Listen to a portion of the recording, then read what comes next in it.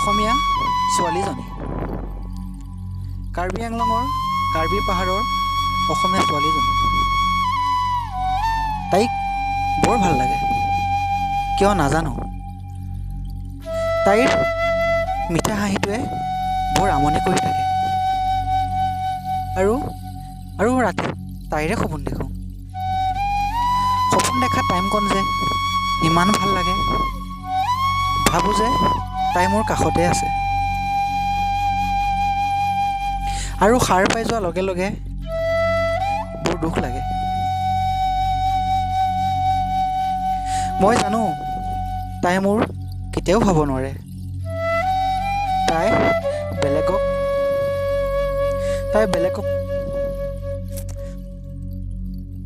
দিনত হাঁহি ধেমালি কৰি দিনটো কটাই দিওঁ। আৰু মাছ ৰাতি তাইৰে সপোন দেখোঁ।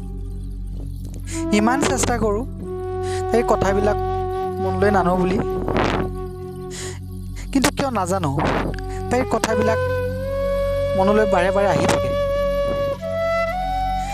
আৰু তাইৰ মিঠা হাঁহিটোৱে মোক কন্দুৱাই থাকে।